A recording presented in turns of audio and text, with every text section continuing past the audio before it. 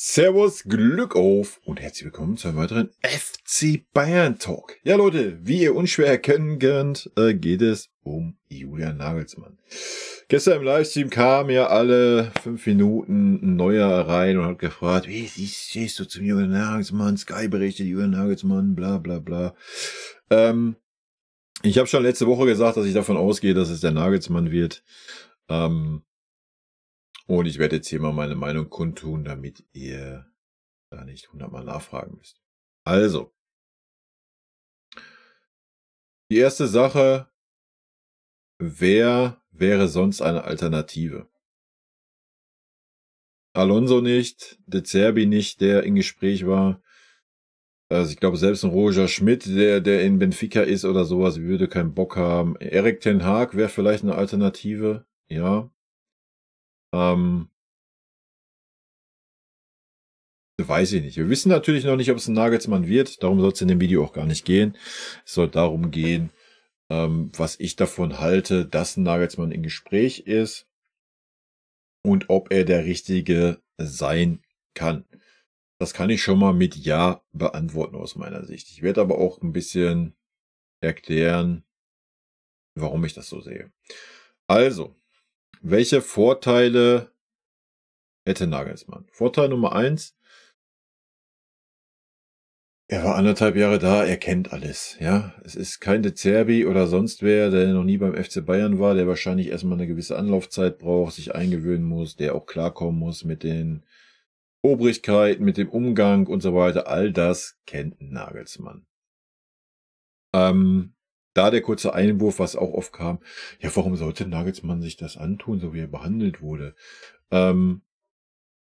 Die Menschen, die dafür verantwortlich waren, sind nicht mehr da. Ja, die komplette sportliche Führung wurde ausgetauscht. Abgesehen vom Aufsichtsrat natürlich. Von daher sehe ich das Argument nicht. Und ja, wie mit Nagelsmann umgegangen wurde, war katastrophal. Ja. Es war katastrophal, dass Nagelsmann die komplette Jahreshauptversammlung moderieren musste auf einer PK und so weiter und so fort. Das müssen wir jetzt nicht alles wieder aufrollen. Das sollte klar sein. Aber ich denke, mit dem Eberl und mit dem Freund sind da jetzt andere Menschen am Steuer, die auch klare Kante zeigen, was die Spieler anbelangt. Komme ich aber gleich nochmal drauf zu sprechen. Punkt 2. Was ich als positiv sehe, ist, wenn Nagelsmann kommt, kannst du ihn definitiv nicht wieder nach einem Jahr, nach 1,5, wahrscheinlich noch nicht mal nach 2 Jahren einfach wieder entlassen. Ja, das ist der andere Vorteil. Wir reden immer davon, wir wollen Kontinuität haben auf dieser Position. Da ist man dann ein bisschen zu gezwungen, weil sonst machst du dich ja komplett unglaubwürdig und total lächerlich. Ja, wenn du jetzt einen Nagelsmann verpflichtest und es läuft nicht in der ersten Saison oder in der zweiten Saison, kannst du nicht anfangen, dann wieder darüber nachzudenken, ihn rauszuwerfen. Dann machst du dich komplett unglaubwürdig. Ja. Von daher wäre das aus meiner Sicht auch ein Riesenvorteil, weil man dann einfach gezwungen ist, Kontinuität auf dieser Position zu haben. Gut. Das die beiden Vorteile, die ich sehe. Ja, wir müssen jetzt nicht darüber reden, dass unterm Nagelsmann alles super toll war, sonst wäre Nagelsmann ja auch nicht entlassen worden. Dass Nagelsmann zu diesem Zeitpunkt entlassen wurde, ist natürlich eine absolute Farce gewesen. Auch da könnt ihr euch gerne meine Videos von früher angucken, brauchen wir nicht drüber reden. Wo Nagelsmann verpflichtet wurde, war ich gehypt auf ihn, hab mich gefreut. Hab aber auch klar gesagt, dass das nur funzt, wenn man die Spieler, wenn man den Spielern klar sagt, dass das der Trainer ist für die nächsten Jahre. Ja? Und das ist, woran Nagelsmann am Ende des Tages gescheitert ist. Ja? Wenn man gehört hat, dass Nagelsmann sich das Okay vom Mannschaftsrat von Müller, Neuer, Lewandowski abholen musste, bitteln und betteln musste, dass wir mal mit einer Dreierkette spielen und das ausprobieren, dann ist das eine Farce. Ja, wenn ein Trainer da hinkommt, dann sagt er, Männer, wir spielen ab jetzt Dreierkette und dann spielen wir Dreierkette. Und dann wird nicht darum gefragt, ob die Führungsspieler das okay finden, bla Sülz. Ja. Das war natürlich ein Riesenproblem, kann man aber natürlich verstehen, einmal durch die Unerfahrung, die Nagelsmann einfach mit dieser Art Spielern hatte. Und natürlich, das sehen wir jetzt selbst unter Tuchel, dass es Spieler gibt in diesem Verein, die so ein Standing haben, was über den Trainer steht.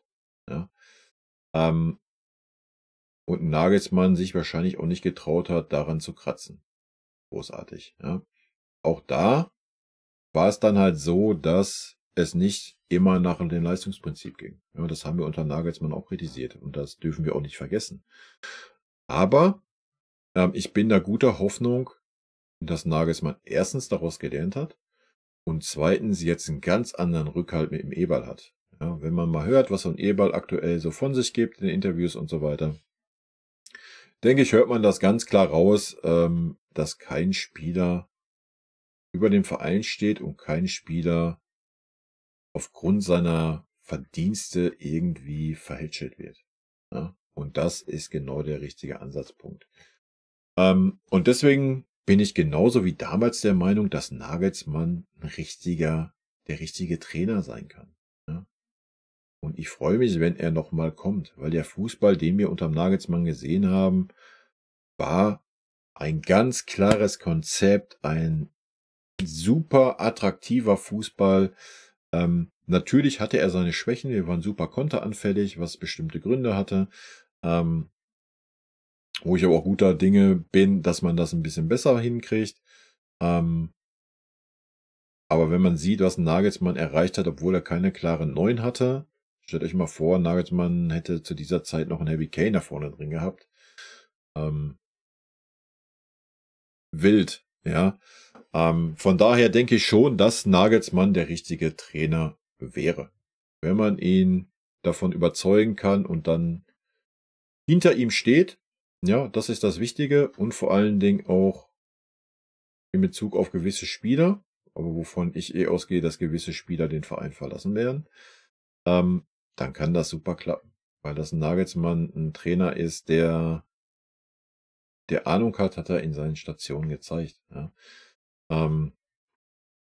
Die andere Sache, ich denke, man sieht auch, dass Nagelsmann sich schon weiterentwickelt hat und sich jetzt auch traut, wenn er den Rückhalt hat, den er bei uns im Verein leider nicht hatte. Aber ansonsten sieht man es doch. Also er hat gesagt, ein Goretzka ist nicht gut genug für die Nationalmannschaft. Damit hat er vollkommen recht. Deswegen wurde er nicht eingeladen. Er hat gesagt, Kimmich ist, wenn, rechter Verteidiger der Nationalmannschaft. Dann ist das so. Und das waren beide Spieler, die sogar noch pro Nagelsmann waren. Ja. Nagelsmann hat aber auch kein Problem damit zu sagen, komm, ich lade Müller zur Nationalmannschaft ein als den guten Geist, die Erfahrung, die er weitergibt und vielleicht auch der Gamechanger für 20 Minuten in irgendwelchen Spielen. Da sieht man doch, dass er nicht wirklich Probleme hat damit. Ja? Nur bei der Nationalmannschaft ist es scheißegal, weil da geht es nicht um den FC Bayern.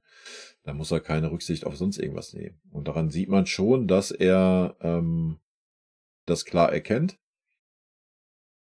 Und das Wichtige ist, dass er dann den Rückhalt beim FC Bayern hat und dann wird er auch da das klar erkennen und dann wird er auch nicht immer Goretzka und Kimmich spielen.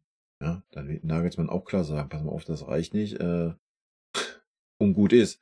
Da bin ich felsenfest von überzeugt. Und von daher ist mein Take, fachlich ist ein Nagelsmann, denke ich, außer Frage. Ja, er hat natürlich nicht diese super Erfahrung mit, oh, ich habe Paris Saint-Germain trainiert, ich habe Chelsea trainiert. Wen interessiert? Man sieht doch gerade, dass das null Aussagekraft hat beim Tuchel. Ja. Die Katastrophe, die wir spielen. Keine Mannschaft, wir haben keinerlei Spielidee, die erkennbar ist. Das war unterm Nagelsmann viel, viel besser. Nochmal, klar hatten wir auch, das Leistungsprinzip, habe ich gerade gesagt, war auf vielen Positionen auch ausgesetzt. Das muss man knallhart sagen, auch unterm Nagelsmann. Aber einfach bedingt dadurch, dass er nicht den Rückhalt hatte. Ja. Ich glaube, wenn der Nagelsmann einen Rückhalt hat, hat er gar kein Problem damit, knallharte Entscheidungen zu treffen. Und wenn er das tut, herzlich willkommen, Julian. Teil 2. Geh rein in den Bums. Ne? Und dass Nagelsmann auch ein Trainer ist, der junge Spieler weiterentwickeln möchte, denke ich, haben wir alle auch allein schon an Musiala gesehen. Ja, vergleicht mal Musiala unter Nagelsmann und unter Tuchel. Sind Welten, Alter. Davis sind Welten. Ja. Aber da brauchen wir jetzt nicht jeden einzelnen Spieler durchgehen. Von daher mein Take, es könnte mit dem Nagelsmann sehr, sehr gut passen. Es hat die Vorteile, die ich aufgezählt habe. Nachteile, keine Ahnung, sehe ich jetzt nicht wirklich welche.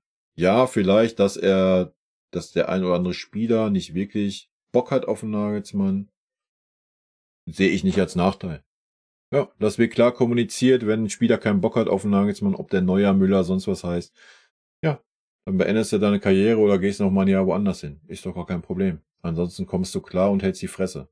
Und sollte da irgendwas Gegenteiliges kommen, dass man intern gegen den Trainer irgendwelche Sachen anführt, ja, da muss ein Eber knallhart sein und muss den Spieler suspendieren und auf die Tribüne setzen. Und dann ist der Bums durch. Ja. Aber genau das muss passieren. Trainer, wie es ein Eberl auch gesagt hat, Trainer, Sportvorstand, Sportdirektor, muss eine Einheit sein. Und dann kann aus dieser Einheit auch mit der Mannschaft eine Einheit entstehen. Und wenn das entsteht, denke ich, ist ein Nagelsmann der richtige Trainer. Er spielt den richtigen Fußballstil, den wir beim FC Bayern gerne sehen wollen. Er hat den großen Vorteil, dass er nicht komplett neu ist, dass er vieles kennt, viele Spieler kennt. Dass da ein Umbruch leichter vonstatten geht, als würdest du jetzt einen komplett neuen Trainer holen, denke ich. Und ich denke, man sieht anhand der Nationalmannschaft, dass er auch, wie gesagt, sich nicht davor scheut, auch die gestandenen Spieler auf andere Positionen zu stellen oder komplett in Frage zu stellen. Und das muss er dann einfach beim FC Bayern auch tun und dann passt das auch. Ja, das ist meine Meinung zu Julian Nagelsmann. Ob er kommen wird? Meiner Meinung ja, aber das wissen wir natürlich noch nicht. Ja, nur weil das irgendein Sky-Reporter schreibt, vor einer Woche habe ich schon gesagt, oder vor 2 Wochen, das wird man abwarten. Wenn es verkündet wird, wird es verkündet. Dann werden wir sehen, ob es ein Nagelsmann wird, ob es vielleicht ein Ten Hag noch ins Spiel kommt oder sonst wer. Man wird es sehen. Ja. So, aber wir müssen jetzt auch nicht jede Schlagzeile, die irgendwie in irgendeiner Zeitung steht, kommentieren, beziehungsweise werde ich das nicht tun, um da noch ganz kurz drauf einzugehen. Ich bin keiner, der auf diese Schlagzeilen drauf eingeht, die für voll nimmt. Ich bin diese Art Mensch. Wenn es verkündet ist, ist es verkündet, dann sage ich dazu was. Hier habe ich jetzt eine Ausnahme gemacht, weil Nagelsmann natürlich ein Thema ist, weil er bei uns Trainer war, der Vertrag aufgelöst wurde für ein halbes Jahr Nationalmannschaft und er dann wieder zu uns kommen würde, wäre schon eine wilde Achterbahnfahrt. Und weil, wie gesagt, gestern im Stream wirklich alle 5 Minuten diese Frage kam. Von daher hier nochmal in Videoform meine Meinung. In diesem Sinne, Leute, lassen wir uns überraschen, wer es am Ende wird. Rot-weiße Grüße gehen raus. Und wie immer an dieser Stelle, vielen lieben Dank für euren Support hier. Vielen lieben Dank, dass ihr euch das Video bis zum Ende angeschaut habt. Vielen lieben Dank für euren Support. Wie immer, lasst gerne einen Daumen da. Ich freue mich auch über jeden Kommentar, der geschrieben wird. Und in diesem Sinne nochmal rot-weiße Grüße gehen raus. Und jetzt zum Abschied noch ein paar nette O-Töne von unseren vergangenen Trainern. Ein dicker Kuss von der Trainer von der Meister. Was das Allerwichtigste ist, weil wir wissen, dass er ein guter Kerl ist. Wir sind schockverliebt in meine Mannschaft. Also ich fand, das hat Spaß gemacht zu coachen. Ein Trainer ist nicht ein Idiot. Ein Trainer sehe, was passiert im Platz. Dahin bist du eher Trainer und wenn du viele Spiele hast, bist du mehr Coach als Trainer und ich bin schon lieber Trainer als Coach. Geiler Satz. Magic.